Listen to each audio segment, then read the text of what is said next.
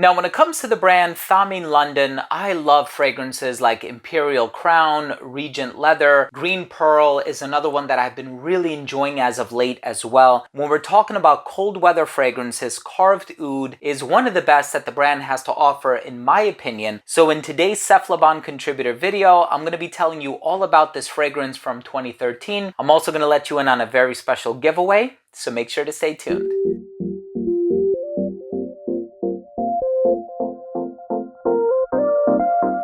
Now, before I begin today's episode and I give you my thoughts on Carved Oud by Thameen London, now we're approaching the 10-year anniversary of its release. I do want to start things off by saying that if you're a fan of fragrance-related content, please do consider supporting the channel by subscribing to it, hit the bell, and give this video a thumbs up. It would really mean a lot to me. If you would like to participate in the giveaway, it's for the USA. All you have to do is follow the first link down below in the description. Go over to cephalabon.com. After you've read through the article and become a registered reader, just leave a comment on the article and you'll be automatically entered to win. I do want to mention that the winner will be announced only on cephalabon.com on the date that is mentioned in the article. I will never ask you to contact me on WhatsApp or Telegram or Nicegram or some of these other websites out there. There's a lot of scams going around as of late, people impersonating one another, not just on this platform, but also on Instagram as well. So please be cautious. All of these giveaways are 100% free. We will never ask you to give us money so that you can,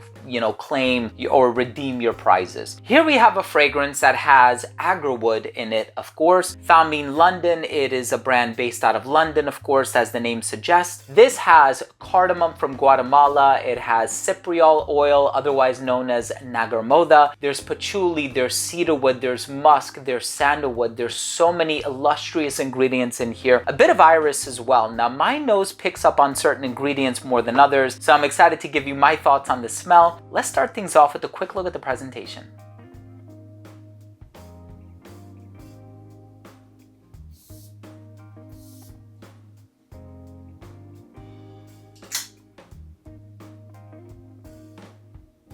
So right in the opening of this fragrance, in my opinion, you are going to get the namesake of the perfume, which is oud. And this fragrance right away conveys royalty and opulence and regality, and it just smells of wealth and richness. That's really the best way that I can describe it. It's an amazing fragrance. Now here's my thing.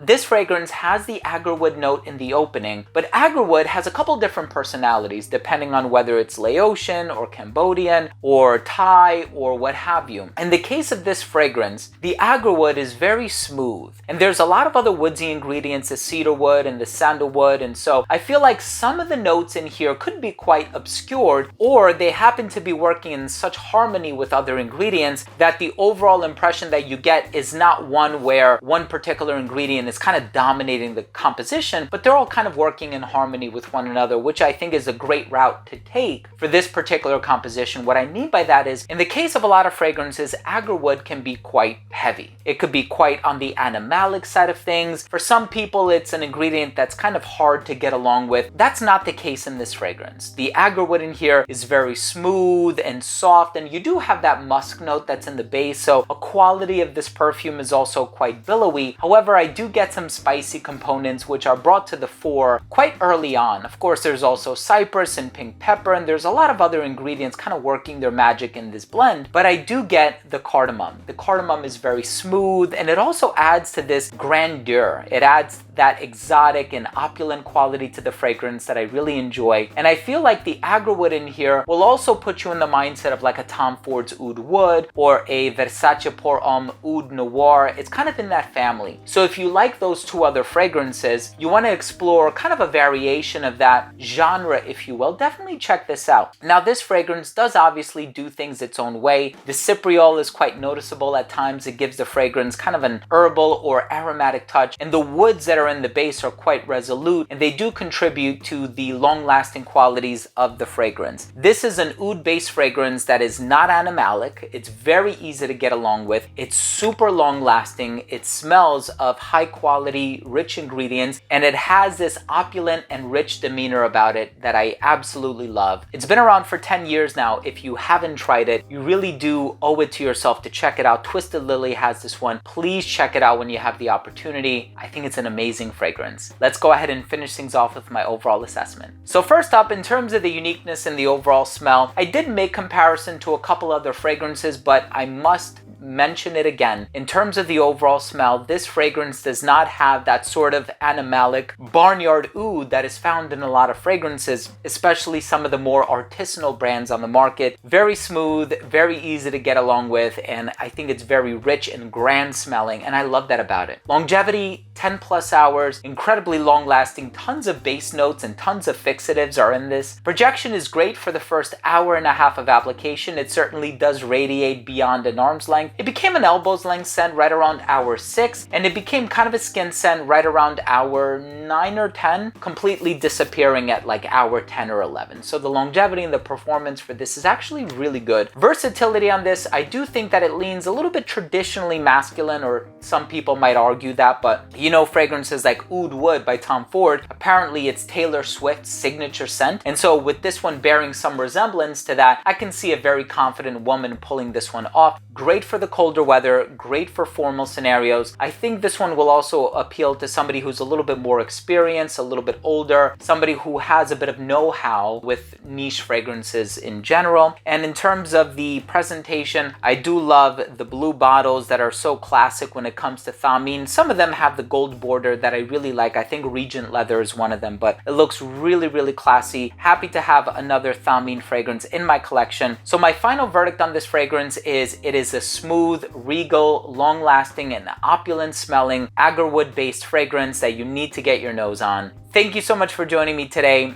Thank you so much for the opportunity and sticking around and listening to what I have to say. If you took something of value from this episode, please do consider supporting the channel by subscribing to it. Hit the bell, give it a thumbs up. Make sure to enter the draw by visiting cephalabon.com. First link down below in the description box. Thanks again for watching. Love you guys. We'll see you tomorrow.